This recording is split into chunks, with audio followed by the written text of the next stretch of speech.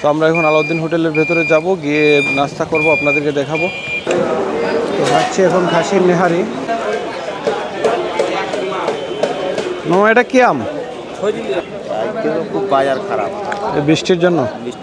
বাদশাহ সুলতান আলাউদ্দিন হোসেন শাহ ওনার শাসনী আমলে মসজিদটা হয়েছে। সবগুলো স্পটের জন্য আমরা রিজার্ভ করে নিয়েছি। আপনার যে দেখছেন এটা হচ্ছে তাহাখানা। বৃষ্টির জন্য আসলে খুব বেশি কিছু আপনাদেরকে দেখাতে পারবো না। এই যে দারুণ টেস্ট। এটা হলো ভারত, আমরা ভারতের মধ্যে আছি। এই যে হ্যালো এভরিওয়ান, আসসালামু আলাইকুম, শুভ সকাল। আজকে 10 জুন 2025 আর আমরা আছি আমের রাজধানী চাঁপাইনবাবগঞ্জে। তো আমরা এখন সকালে ঘুম থেকে উঠে এখানে চলে এসেছি উদয়নের মোড়ে।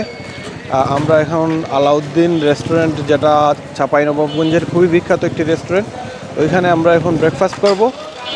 ব্রেকফাস্ট করে আমরা চলে যাব কানসার্ট আমবাজারে। আর এখন বৃষ্টি হচ্ছে চাঁপাইনবাবগঞ্জে, সারা দেশেই ঝিরিঝিরি বৃষ্টি হচ্ছে। তো আমরা এখন আলাউদ্দিন হোটেলের ভেতরে যাব, গিয়ে নাস্তা করব, আপনাদেরকে দেখাবো।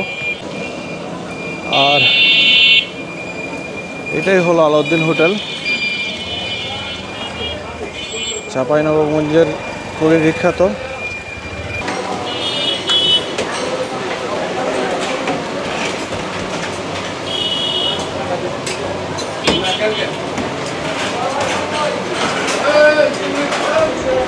এই যে এখানে মিষ্টান্ন সব আইটেম আছে।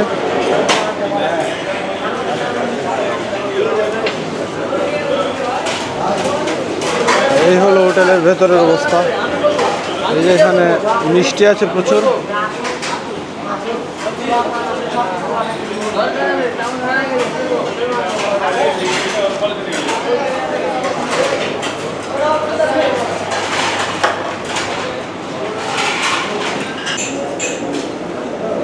তো আমরা এখানে পরোটা অর্ডার করলাম।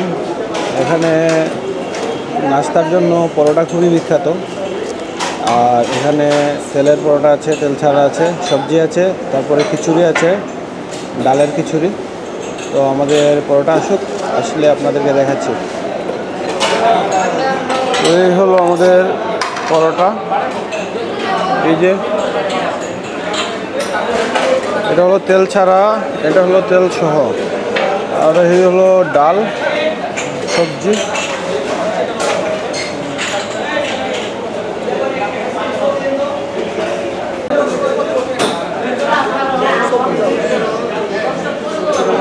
ঝালটা অনেক ঝাল, খুবই স্পাইসি।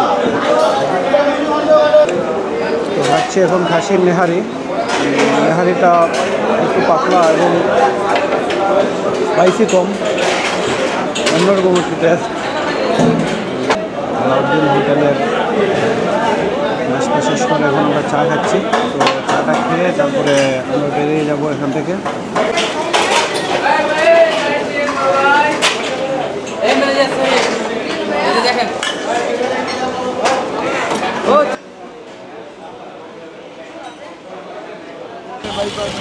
তো ভিউয়ার্স, আমরা এখন চলে এসেছি চাঁপাইনবাবগঞ্জ শহরের শান্তির মোড়ে। এখান থেকে আমরা যাব কানসার্টের আমের হাটে। তো চাঁপাইনবাবগঞ্জের শিবগঞ্জ উপজেলা এটা পড়েছে। আর আমরা এখান থেকে একটা সিএনজি নিয়ে নিলাম রিজার্ভ করে। এটা 250 টাকা দিয়ে আমরা রিজার্ভ করেছি। তো এই যে আমাদের সিএনজি, আমরা এখন এই সিএনজিতে করে চলে যাব চাঁপাইনবাবগঞ্জের শিবগঞ্জ উপজেলার কানসার্ট আমের হাটে। আর আজকে বৃষ্টি হচ্ছে, ঝিরিঝিরি বৃষ্টি হচ্ছে। এই দেখেন রাস্তাঘাট সব কিছু ভেজা। আমরা বৃষ্টির মধ্যেও ঘুরছি, কারণ অনেক দূর থেকে এসেছি। এছাড়া আমাদের হাতে কোনো অপশন নেই। তো চলেন আমরা যাই। ভিউয়ার্স, এই যে সিএনজিতে বসে আছি আর আমরা যাচ্ছি কানসার্ট আমের হাটে।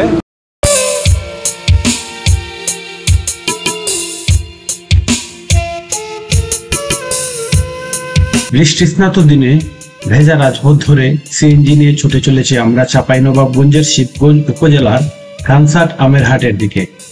হতেই চোখে পড়ল মহানন্দা নদীর উপর নির্মিত সেতু পাড়ি দিতে গিয়ে ড্রাইভার মামাকে বললাম ধীরে ধীরে গাড়ি চালাতে।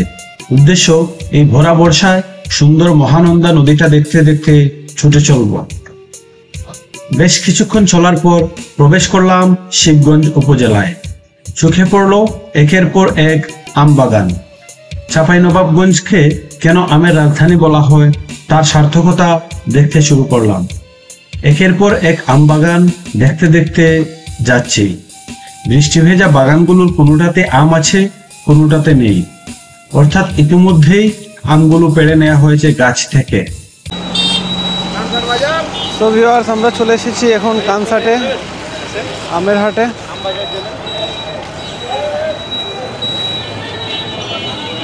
তো এটা হলো কানসাট বাজার। এখান থেকে আমরা আমের হাটের দিকে যাব।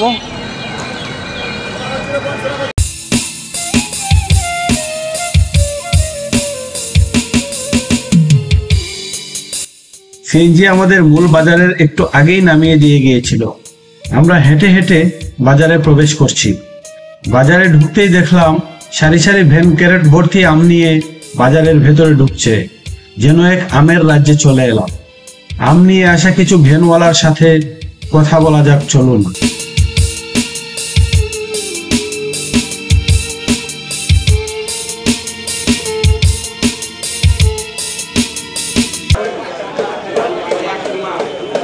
মামা, এটা কি আম? এটা কত করে রেট? 1600। এটা কি মন? মন কত কেজিতে হয়? 52-53 কেজি। ঠিক আছে মামা।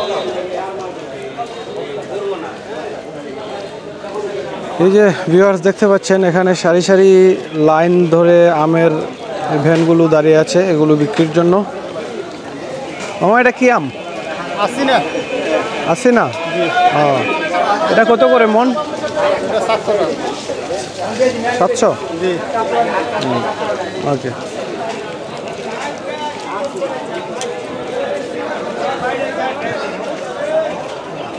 তারপরে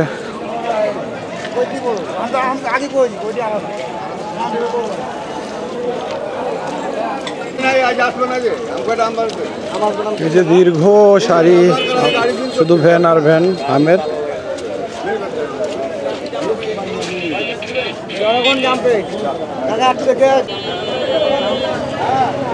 আমার এটা কি আম? রূপালি। কত করে রেট? 2200-2300। কিরকম বিক্রি হচ্ছে? বৃষ্টির কারণে একটু কম, বাজার কম।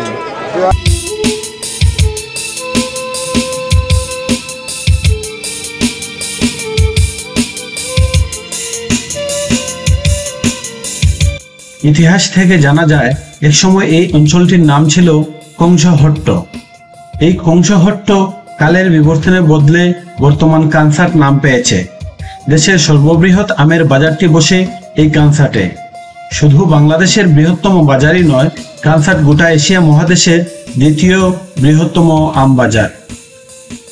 ছোট বড় মাঝারি সব মিলিয়ে এখানে প্রায় 250 আড়তে দিনভর চলে আমের বেচাকেনা।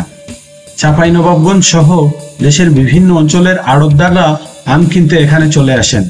প্রতিদিন ভোর থেকে শুরু হয়ে সন্ধ্যা পর্যন্ত জমজমাট থাকে এই হাট। রাজশাহী ও চাঁপাইনবাবগঞ্জের অন্যত্র অনেকগুলো আমের হাট থাকলেও পাইকারি বাজারের জন্য কানসাটই সবচেয়ে বড় ও প্রসিদ্ধ। আমের ভরা মৌসুমে প্রতিদিন 100-ও বেশি ট্রাক এখান থেকে আম ভর্তি হয়ে দেশের বিভিন্ন প্রান্তের উদ্দেশ্যে রওনা হয়। শুধু এই কানসাটেই প্রতিদিন গড়ে প্রায় 4 কোটি টাকার আম কেনা বেচা হয়। আমের হাট সাধারণত মে মাসের শেষ সপ্তাহ থেকে শুরু হয়ে জুলাই মাস পর্যন্ত চলে। আমগুলো, এগুলো কি আম ভাই? জি, কত করে সেল করছেন? 2500 বলছে, আমরা 2700 হলে সেল করে দেবেন। আমার এটা কি আম? 1500 টাকা মন বিক্রি করছেন, তাই না? তো আজকে কেমন বিক্রি টিক্রি কেমন? খুব বাজার খারাপ বৃষ্টির জন্য। আপনি প্রতিদিন আসেন এই বাজারে? আসি, প্রতিদিনই আসেন? প্রতিদিনই আসি। বাজার কয়টা পর্যন্ত থাকে এখানে? বাজার ধরেন সকাল থেকে একেবারে সন্ধ্যা পর্যন্ত বাজার, একদম সন্ধ্যা পর্যন্ত। দেখতেই পাচ্ছেন যে আমার পিছনে শুধু আমার আম, অসংখ্য আমের দোকান এখানে। আর আজকে বৃষ্টি স্নাত একটি দিন, তারপরেও দেখুন প্রচুর মানুষ এবং পাইকাররা এখানে আম নিয়ে এসেছেন বিভিন্ন জায়গা থেকে এবং বিভিন্ন জাতের বিভিন্ন ধরনের আম। খুবই ভালো লাগছে, এখানে আসার ইচ্ছা ছিল অনেক আগে থেকেই, তো আসতে পেরেছি শেষ পর্যন্ত। এই যে আমার পিছনে আমি একটু দেখাচ্ছি কত শত আম এবং কত ধরনের যে আম এখানে আছে।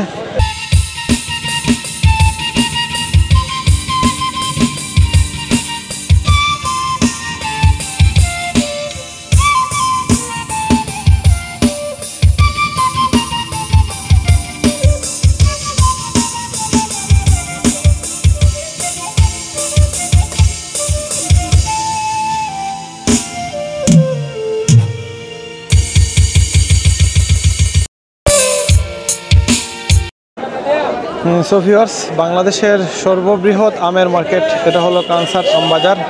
তো আমবাজারটা আমরা দেখলাম, ঘোরাঘুরি করলাম, তো আপনাদেরকে আমের দরগুলো দেখালাম। আমরা এখন বেরিয়ে যাব এখান থেকে। আর এই আমবাজারটি আসলে খুবই ভালো লাগলো ঘুরে, যদিও আজকে বৃষ্টি এবং বৃষ্টি ভেজা একটি দিন। অবশ্যই আজকের দিনটা আদর্শ না, তারপরে আমরা যেহেতু অনেক দূর থেকে চলে এসেছি, আমরা আপনাদেরকে দেখিয়ে দিলাম যে আমের মার্কেটটা। সো ভিউয়ার্স, এই যে আমরা এখন বের হয়ে যাচ্ছি কানসাট আমবাজার থেকে। এখন আমরা চলে যাব অন্য কোনো গন্তব্যে, দেখি কোথায় যাওয়া যায় আপনাদেরকে জানাবো। তো চলেন আমরা এখন বের হয়ে যাই এখান থেকে। আমরা এখন কানসাট আমবাজার থেকে বের হয়ে যাব ছোট সোনা মসজিদে। আর এই যে আমাদের এটা হলো এই টমটমে করে আমরা যাব, ইজি বাইকে করে। তো চলেন আমরা এখন যাই। কানসাট আমের হাটে অনেকক্ষণ সময় কাটিয়ে আমরা একটা ব্যাটারি চালিত অটোরিকশা করে রওনা দিলাম ছোট সোনা মসজিদের দিকে। যেতে যেতে পথের দুপাশের সৌন্দর্য দেখে মুগ্ধ হলাম।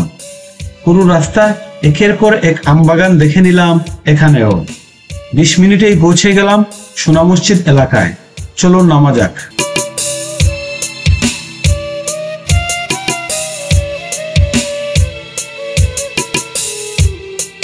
ভিউয়ার্স, আমরা এখন চলে এসেছি ছোট সোনা মসজিদে। আর এই যে আমার পেছনেই এটাই হলো ছোট সোনা মসজিদ। তো আমরা এখন এখানে প্রবেশ করব। চলেন আমরা মসজিদের ভেতরে প্রবেশ করি, আপনাদেরকে দেখাবো যে মসজিদটা কীরকম এবং জানাবো এর ইতিহাস ঐতিহ্য সম্পর্কে। তো আমার সাথে চলেন আমরা যাই ছোট সোনা মসজিদে। এই হলো সাইনবোর্ড, সোনা মসজিদ গৌড় শিশু পার্ক প্রবেশ পথ। আর এইদিকে হলো মসজিদ। সো আমরা এখন যাব ছোট সোনা মসজিদে।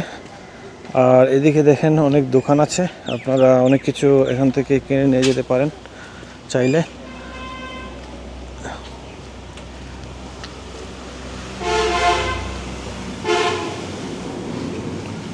আর এই যে সামনে আছে বীরশ্রেষ্ঠ captain Mohiuddin Jahangir degree college. আমরা এখন প্রবেশ করছি ছোট সোনা মসজিদে। আর এটা হলো ইতিহাস। এই যে এটা হলো ছোট সোনা মসজিদ।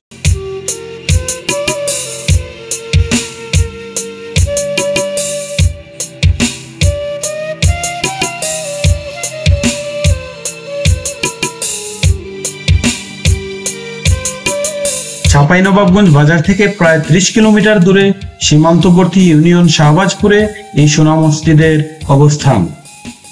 চাঁপাইনবাবগঞ্জ জেলায় যেসব ঐতিহাসিক পর্যটন কেন্দ্র রয়েছে তার মধ্যে সোনা মসজিদ উল্লেখযোগ্য। প্রায় 550 বছর আগে নির্মিত হয়েছিল এই মসজিদ।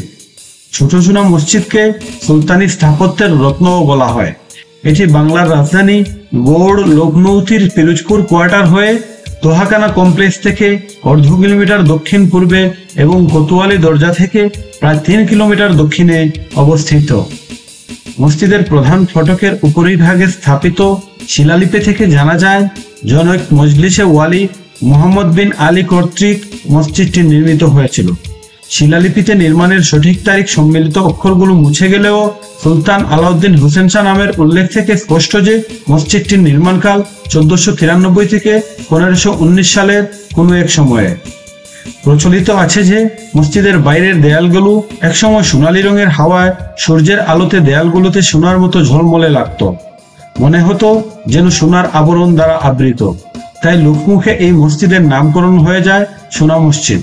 এই মসজিদটি নির্মাণের প্রাক্কালে সুলতান নসরত শাহ প্রায় একই রকম দেখতে আরেকটি মসজিদ নির্মাণ করেন, যা ছিল এই মসজিদের থেকেও আকারে বৃহত্তর।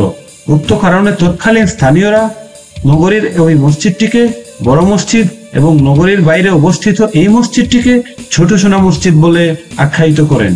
ইতিহাস ঐতিহ্যে সমৃদ্ধ ঐতিহাসিক ছোট সোনা মসজিদের ভিতরে প্রবেশ করার যে মসজিদের পূর্ব পাশে 5টি এবং উত্তর ও দক্ষিণ পাশে 3টি করে সর্বমোট 11টি দরজা রয়েছে। মসজিদটির উত্তর দক্ষিণে 82 ফুট লম্বা ও পূর্ব পশ্চিমে 52 ফুট চওড়া। মেঝে থেকে মসজিদের ছাদের উচ্চতা মোট 20 ফুট। মসজিদে প্রবেশ করলে বিশেষ বিশেষ জায়গায় 8টি পেস্কেল রয়েছে। মসজিদের দেয়ালগুলো 6 ফুট পুরু এবং ইটের তৈরি। ইটের দুপাশে পাথর দিয়ে মোড়ানো। মসজিদের 4 কোণে 4টি বুরুজ রয়েছে এবং এই বুরুজগুলো অষ্টকোণাকার। এই মসজিদ প্রাঙ্গণে রয়েছে বীরশ্রেষ্ঠ ক্যাপ্টেন মহিউদ্দিন জাহাঙ্গীরের সমাধি। এই মসজিদের আরেকটি বিশেষ মর্যাদা হলো বাংলাদেশের পুরাতন 20 টাকার নোটে এই ছোট সোনা মসজিদের ছবি রয়েছে। এই মসজিদকে কেন্দ্র করে গড়ে উঠেছে বেশ কয়েকটি পার্ক সহ বিভিন্ন পিকনিক স্পট। চাঁপাইনবাবগঞ্জের ঐতিহাসিক সোনা মসজিদের ছোট সোনা মসজিদের ভেতরে তো মসজিদের সম্মানিত মুয়াজ্জিন সাহেবকে আমরা এখানে এসে পেলাম, তো ওনার সাথে একটু কথা বলবো। তো মুয়াজ্জিন সাহেব, আপনার নামটা একটু বলবেন। আমার নাম মোহাম্মদ সাদিকুল ইসলাম, ঐতিহাসিক সোনা মসজিদ মুয়াজ্জিন। এখানে কত বছর ধরে আছেন আপনি? আলহামদুলিল্লাহ 1 যুগের উপরেই হবে। 1 যুগের উপরে, তাহলে তো অনেক দিন। এই বাদশাহ সুলতান আলাউদ্দিন হোসেন শাহ ওনার শাসনী আমলে মসজিদটা হয়েছে। জি। 1493 ইংরেজি স্থাপিত, 1519-এ কাজ শেষ হয়েছে। প্রায় 550 বছর, 532 বছর মসজিদের বয়স। পুরো মসজিদের ভিউ দেখাচ্ছি আপনাদেরকে। আর এখানে হলো বীরশ্রেষ্ঠ শহীদ ক্যাপ্টেন মহিউদ্দিন জাহাঙ্গীরের সমাধি। এই যে মহিউদ্দিন জাহাঙ্গীরের ইতিহাসটা এখানে লেখা আছে। আমি তো সমাধি আপনাদেরকে আগেই দেখালাম। আর এই হলো পুরো মসজিদ কমপ্লেক্স। এখানে অজুখানা আছে, এখানে ওয়াশরুম আছে। আর এই যে এখানে অনেকগুলো কবর আছে, আমি জানি না আসলে কবরগুলো কার। সো আপনাদেরকে দেখিয়ে দিলাম জাস্ট দেখানোর জন্য। হ্যাঁ, সো ভিউয়ার্স, এই ভ্যানটা আমরা ছোট সোনা মসজিদ থেকে হায়ার করতেছি আর কি। আমরা অন্যান্য স্পটগুলো ঘুরবো। তো ভাইয়ের নাম হলো নাজমুল ইসলাম, ওনার সাথে আমরা ঘুরবো। তো ঠিক আছে, আমরা ভাইয়ের সাথে যাই ভ্যানে করে আমরা বিভিন্ন স্পট ঘুরে দেখবো। ঠিক আছে। আর এই হলো ছোট সোনা মসজিদ। আমরা ছোট সোনা মসজিদে চলে যাচ্ছি, আমরা দেখালাম অলরেডি। তো আমরা এখন তাওয়াখানা যাব, শাহ নিয়ামতুল্লাহর মাজার। আর এই যে ভ্যানে, এটা হলো আমাদের ভ্যান। এই যে সো আমাদের এই দাদু আমাদেরকে নিয়ে আজকে ঘুরবেন, সবগুলো জায়গা আমাদেরকে দেখাবেন। তো চলেন আমরা যাই। আর এই হলো, এই যে আমরা চলে আসছি তাওয়াখানা মাজারে। এটা হলো তাওয়াখানা ও মাজার, প্রত্নতত্ত্ব অধিদপ্তরের অধীনে।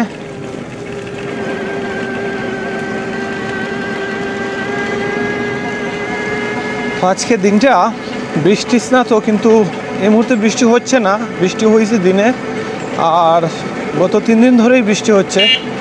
তো আমরা একটু ঘুরছি। তো ভিউয়ার্স, আমরা এখন তাওয়াখানার দিকে যাচ্ছি। আমরা 5-6টা প্লেসে যাব এই ভ্যানে করে। আমরা ভ্যানটা রিজার্ভ করে নিয়েছি, তো উনি আমাদেরকে নিয়ে ঘুরবেন। এখানে 200 টাকা করে প্রতি ঘন্টায় আপনারা ভ্যান নিয়ে ঘুরতে পারবেন। আমরা সবগুলো স্পট আমাদেরকে নিয়ে যাবেন, যত সময় লাগুক। সবগুলো স্পটের জন্য আমরা রিজার্ভ করে নিয়েছি 300 টাকা দিয়ে।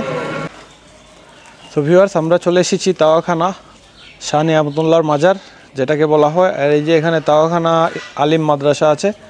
তাওয়াখানার গেট দিয়ে প্রবেশ করলাম। এখানে একটা আমের বাগান দেখলাম।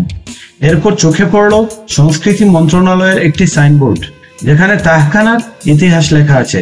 চাইলে ভিডিও পজ করে দেখে নিতে পারেন, না দেখলেও সমস্যা নেই। আমি এখন বলছি তাহখানা সম্পর্কে বিস্তারিত। মুঘল তাহখানা বা শাহ সুজার তাহখানা একটি 3 তলা বিশিষ্ট রাজপ্রাসাদ। তোহাখানা ফার্সি শব্দ, যার আবিধানিক অর্থ ঠান্ডা ভবন বা প্রাসাদ। গৌড় লখনৌতির পিরোজপুর এলাকায় একটি বড় পুকুরের পশ্চিম পাড়ে অবস্থিত কাঠামোটি ঐতিহ্যগতভাবে তোহাখানা নামে পরিচিত। চাঁপাইনবাবগঞ্জ থেকে প্রায় 35 কিলোমিটার দূরত্ব অবস্থিত শিবগঞ্জ উপজেলার শাহবাজপুর ইউনিয়নে ঐতিহ্যবাহী তোহাখানা কমপ্লেক্স বা তোহাখানা অবস্থিত। বঙ্গ সুলতান শাহ সুজা তার মুর্শিদ সৈয়দ নিয়ামতুল্লাহের উদ্দেশ্যে শীতকালীন বসবাসের জন্য পিরোজপুরে তাপ নিয়ন্ত্রণ ইমারত হিসেবে এই ভবনটি নির্মাণ করেছিলেন। সময়ে সময়ে শাহ সুজাও এখানে এসে বাস করতেন।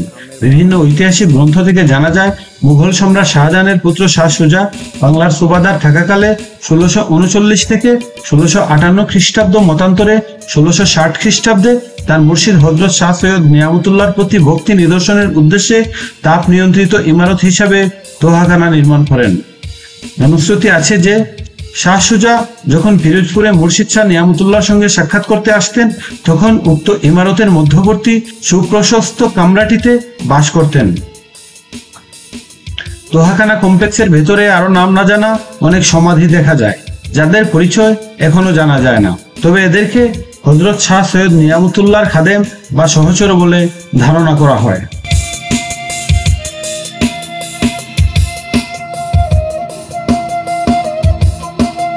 আপনার যে দেখছেন এটা হচ্ছে তাহাখানা। তাহাখানা শব্দটি ফার্সি শব্দ, এর অর্থ হচ্ছে ঠান্ডা শীতাতাপ নিয়ন্ত্রণ কক্ষ। এটির সঙ্গে আপনার মুঘল সম্রাট শাহজাহানের পুত্র শাহ সুজা সিংহ 1655 খ্রিস্টাব্দে এই গোরবাঙ্গার সুবেদার। এটা যেমন বর্তমানে এখন ঢাকা রাজধানী, এটা সেই সময় সঙ্গে আপনার গোরের রাজধানী 1655 খ্রিস্টাব্দে। এখান থেকে 1/2 কিলোমিটার হচ্ছে ইন্ডিয়ার বর্ডার। আর ওই সেই সময় হচ্ছে শাহ নিয়ামতুল্লাহ রহমতুল্লাহ কাশ্মীর থেকে এখানে ইসলাম প্রচার করতে এসেছিলেন।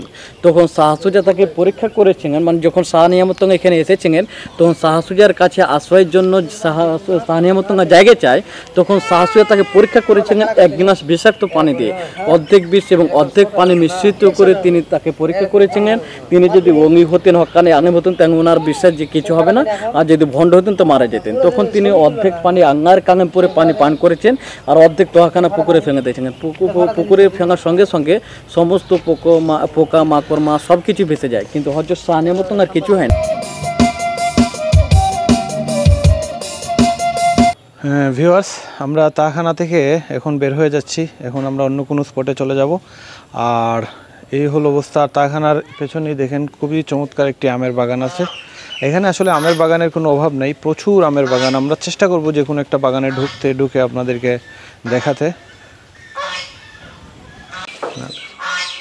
আপনারা চাইলে এখানে এসে মন্তব্য লিখে যেতে পারেন যে এই জায়গা পরিদর্শন করার পরে কেমন লাগলো না লাগলো সেটা এখানে লিখে যেতে পারেন।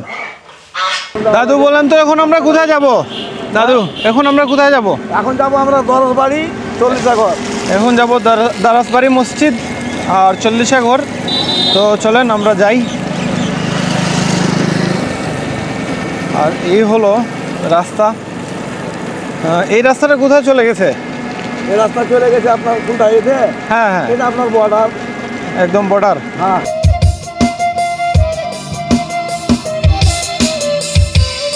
ভ্যানে করে অনেক কাদাপথ মারিয়ে আমরা চলে এলাম দারাসবাড়ি মাদ্রাসা ও মসজিদ কমপ্লেক্সে। ইতিমধ্যেই বৃষ্টি নেমেছে। বৃষ্টি মাথায় নিয়ে আমরা ঘুরে দেখব এই পুরো কমপ্লেক্সটি। এক অন্যরকম অনুভূতি হচ্ছে আমাদের, আপনাদেরও ভালো লাগবে আশা করি। দারাসবাড়ি মাদ্রাসা গৌড় লখনৌতির বাংলাদেশ অংশে ঘোষপুর মৌজায় কোতোয়ালি দরওয়াজা থেকে দক্ষিণ পশ্চিমে 1 কিলোমিটার দূরে এবং ছোটচোনা কোতোয়ালি সড়কের আধা কিলোমিটার দূরে অবস্থিত। পূর্ব ও পশ্চিমে অবস্থিত দুটি পুকুরের মাঝখানে মাদ্রাসাটি স্থাপিত হয়েছিল। এখানে নির্মিত একই নামের মসজিদ থেকে মাদ্রাসাটি পৃথক ছিল। শিলালিপির সাক্ষ্য থেকে জানা যায় 909 হিজরি বা 1504 খ্রিস্টাব্দে আলাউদ্দিন হোসেন শাহ এই মসজিদটি নির্মাণ করেন। 20 শতকের 70-এর দশকে প্রত্নতাত্ত্বিক খননের পর সম্পূর্ণ ভূমি পরিকল্পনা উন্মোচিত হওয়ায় মাদ্রাসাটি সবার নজরে আসে। এ আবিষ্কারের ফলে 2 বছর আগে নির্মিত বেলবাড়ি মাদ্রাসার সঙ্গে দারাসবাড়ি মাদ্রাসার অবস্থান সংক্রান্ত বিভ্রান্তি দূরীভূত হয়। পরিকল্পনা অনুযায়ী মাদ্রাসাটি ছিল বর্গাকৃতির। এর প্রতি পার্শ্বের পরিমাপ ছিল 55.50 মিটার। মাদ্রাসায় মোট 40টি কক্ষ ছিল। কক্ষের প্রতি বর্গ পার্শ্বের পরিমাপ ছিল 3 মিটার। 41.5 মিটার বর্গাকৃতির আঙিনার চারদিক থেকে ঘিরে এ কক্ষগুলির অবস্থান ছিল। পশ্চিম দিকে কক্ষগুলির মাঝামাঝি মাদ্রাসা ঘেঁষে নির্মিত হয়েছিল একটি মসজিদ। এর দেয়ালের 4.9 মিটার পরিমাপ এক পার্শ্ব থেকে অন্য পার্শ্বে সামান্য বড় ছিল। পশ্চিম দেয়ালে 3টি মিহরাবের উপস্থিতি মসজিদের অবস্থানকে নিশ্চিত করেছে। মসজিদে ছিল 3টি প্রবেশ পথ। প্রত্যেকটি পূর্ব, উত্তর ও দক্ষিণ দেয়ালের মাঝামাঝিতে নির্মিত হয়েছিল।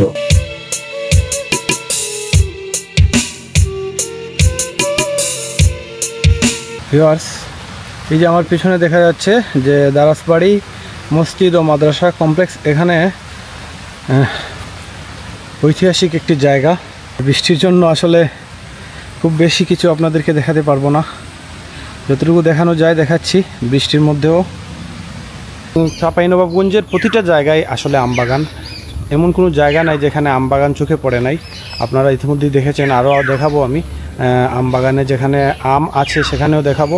সো আর এই দারাসবাড়ি কমপ্লেক্স থেকে এখন আমরা বের হয়ে যাব, আমরা এখন অন্য কোনো গন্তব্যে যাব। ভিউয়ার্স, এই যে দারাসবাড়ির পাশেই আমবাগান, এই যে আমটা ধরে আছে, আম আমি ছুঁয়ে দেখতে পাচ্ছি। তো এই ফিলটা পাওয়ার জন্যই আমরা আসলে চাঁপাইনবাবগঞ্জ আসি আর কি। এই যে আমবাগানের এই যে আমগুলো দারাসবাড়ি মাদ্রাসার পাশেই এটা পড়েছে। এই যে আম, এটা কি আম? ফজলি। হ্যাঁ, ফজলি আম। এখানে এটার ইতিহাস লেখা আছে, আমি আপনাদেরকে একটু দেখিয়ে দিই। এই যে ইতিহাস, চাইলে আপনারা আমার ভিডিওটা পজ করে এখানে দেখে নিতে পারেন। আমাদের জন্য রেডি করছেন। আমরা এই বাগানের একদম তরতাজা ফ্রেশ গাছ থেকে এখনই, হ্যাঁ, তরতাজা ফ্রেশ আম এখন আমরা খাবো। এই যে আমার হাতে চলে এসেছে আম। সো কেমন আপনি দারুণ টেস্ট। বৃষ্টি হচ্ছে, এটা হলো ফজলি আম। আমটা খুবই মিষ্টি। দেখতেই পাচ্ছেন যে আজকে বৃষ্টিতে কাদা কাদা হয়ে 3 দিন ধরে বৃষ্টি হচ্ছে টানা, কাদা কাদা হয়ে রাস্তার অবস্থা দেখতেই পাচ্ছেন। দারাসবাড়ি মাদ্রাসা দেখে আমরা এখন যাচ্ছি আরেকটি প্রাচীন স্থাপনা খুনিয়াদিঘি মসজিদ দেখতে। এখন বৃষ্টি অনেকটাই থেমেছে, তবে যে কোনো সময় আবার চলে আসতে পারে। পোষা পাখি কাজল বরণ আখি, রক্ত জবার মতো তোমার মুখ, আমার কান্দায়া পাও কি সুখ, আমার হৃদয় পিঞ্জিরার পোষা পাখি রে, আমার কান্দায়া পাও কি সুখ। তো ভিউয়ার্স, এই যে একটা চমৎকার দিঘি দেখতে পাচ্ছেন, এটা হলো খুনিয়াদিঘি। খুবই সুন্দর ভিউটা, দেখেন শুধু, ওয়াও, দারুণ দারুণ।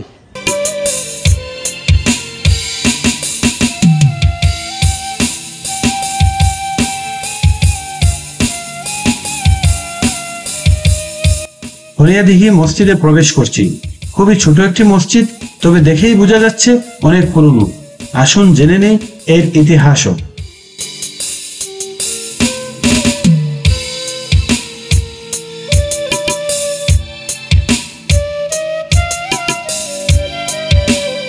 সো ভিউয়ার্স, আমরা চলে এসেছি যে ঐতিহাসিক খুনিয়াদিঘি মসজিদ। এটা চাঁপাইনবাবগঞ্জের শিবগঞ্জ উপজেলার একটি অন্যতম দর্শনীয় স্থান। তো এখানকার ভেতরে আমরা ঢুকবো, তো চলেন আমরা এখন ভেতরে ঢুকি।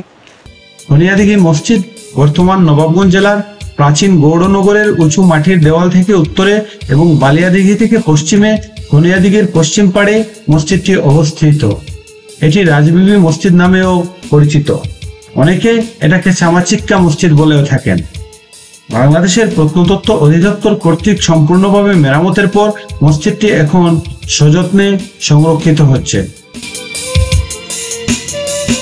মসজিদের ভেতরে প্রবেশ করলাম, কারুকাজগুলো ও গম্বুজগুলো দেখছিলাম আর অবাক হচ্ছিলাম। মসজিদটিতে একজন খাদেম আছেন যার বয়স 100-র কাছাকাছি। এখানে নিয়মিত নামাজ ও জুম্মার নামাজও অনুষ্ঠিত হয়ে থাকে। অনেক দর্শনার্থী এখানে আসেন প্রতিদিন।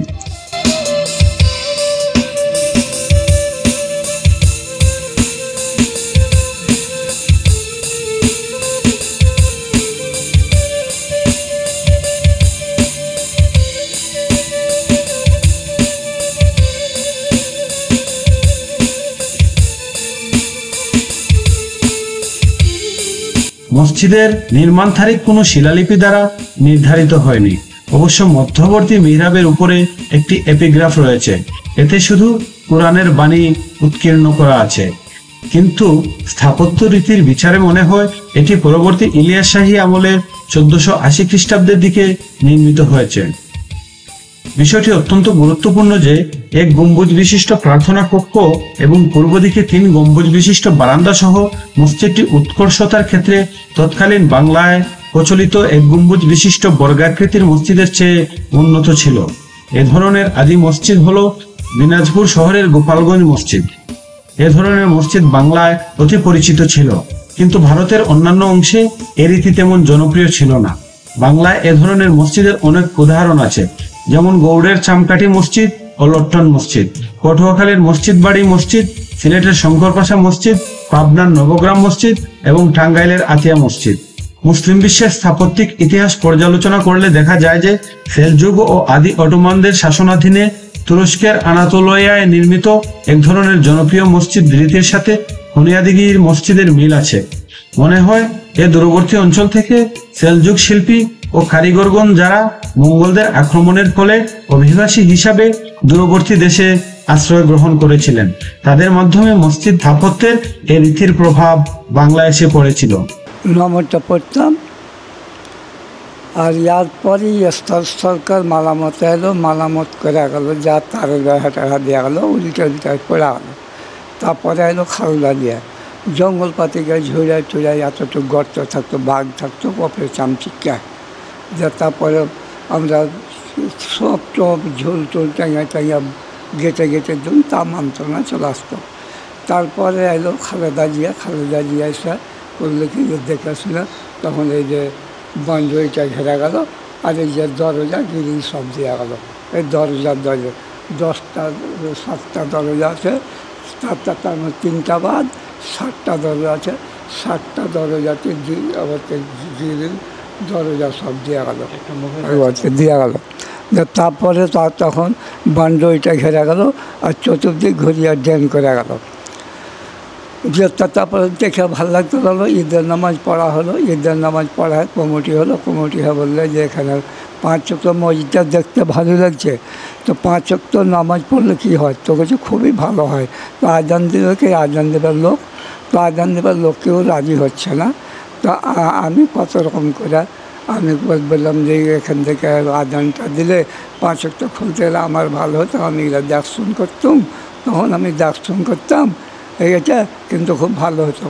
আমরা এই যে মসজিদটা দেখলাম, এটা হলো খানিয়াদিঘি মসজিদ, চামাচিক্কা মসজিদ বলা হয় স্থানীয়ভাবে। তো আমরা মসজিদটা দেখে এখন আমরা এখান থেকে বেরিয়ে যাচ্ছি।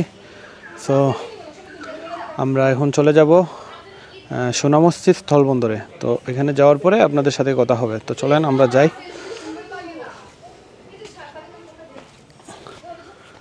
তো আমরা এই যে মসজিদ থেকে বের হয়ে আসছি।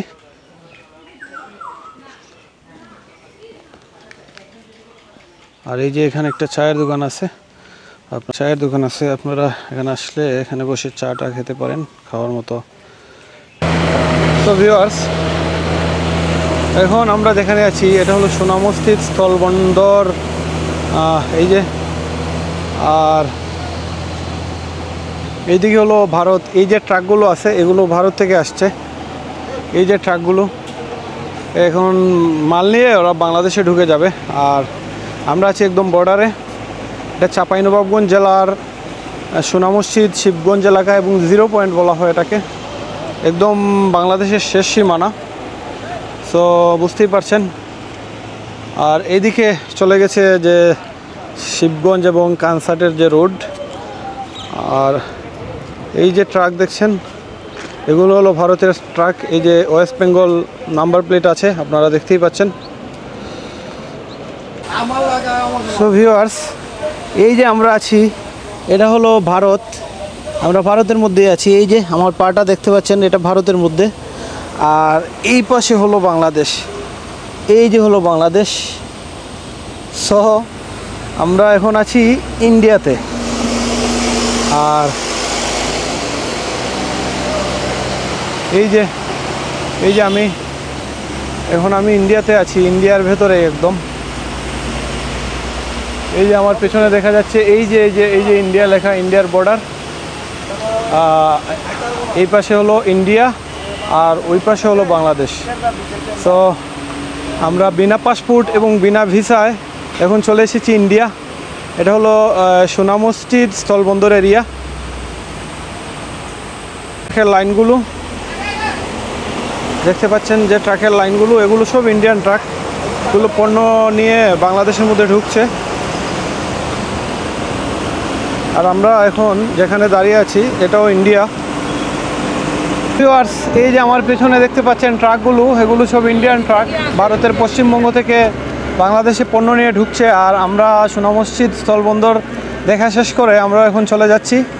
এখন কই যাব? এখন আমরা সোনা মসজিদে যাব দুপুরের খাবার খেতে। ওইখানে গিয়ে একটা রেস্টুরেন্টে আমরা খাবো এবং কি খাই না খাই সব কিছু আপনাদেরকে দেখাবো। ভিউয়ার্স, আমরা এখন সোনা মসজিদ স্থলবন্দর থেকে ছোটো সোনা মসজিদের দিকে যাওয়ার পথে এখানে একটা দিঘি আছে, বালিয়া দিঘি। তো ভাবলাম যেহেতু একটা দিঘি আছে, দিঘিটাও দেখে যাই আর আপনাদেরকেও দেখাই। বেশি সময় এখানে থাকবো না অবশ্যই, জাস্ট আপনাদেরকে দেখানোর জন্যই এখানে নামলাম। তো চলেন আমরা দেখাই আপনাদেরকে।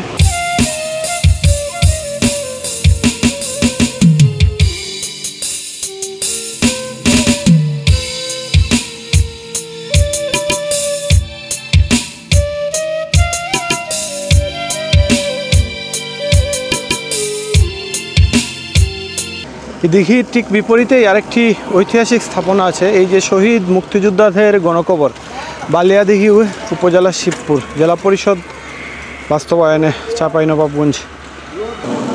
সো ভিউয়ার্স, আমরা এখন চলে এসেছি ছোটো সোনা মসজিদ এরিয়া। আবারও আমরা এখন এখানে লাঞ্চ করব। আমরা দুপুরের খাবার খাইনি, ইতিমধ্যেই 4টার বেশি হয়ে গেছে। সো আমরা দুপুরে লাঞ্চ করব। লাঞ্চ করে আমরা আবার কানসাট বাজারের দিকে চলে যাব।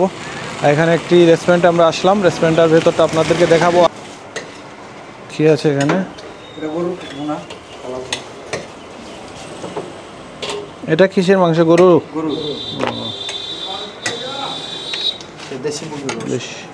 দেশি মুরগির রোস্ট, হাঁস, এগুলো হাঁসের মাংস। আর ডিম ভুনা, আর এগুলো সবজি। এখন আপনার মানে সময়টা আলাদা। আর এই হলো হোটেলের ভেতর।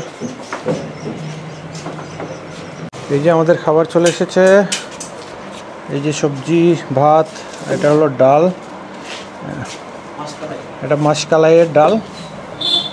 আর আমাদের হাঁস খাইছে না, ঠিক আছে, আমাদের হাঁস খাবো আমরা, হাঁস আসুক।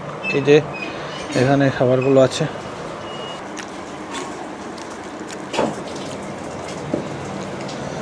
দইটা অনেক ভালো। আপনারা যদি এখানে আসেন, সোনারগাঁ হোটেল রেস্টুরেন্ট, এখানে খেতে পারেন। আমরা হাঁসের মাংস খেলাম, তারপরে কালাইয়ের ডাল খেলাম, ভালোই লেগেছে। আর এখন দই খাচ্ছি, দইটাও ভালো। আপনারা এখানে আসলে এই হোটেলে আসতে পারেন।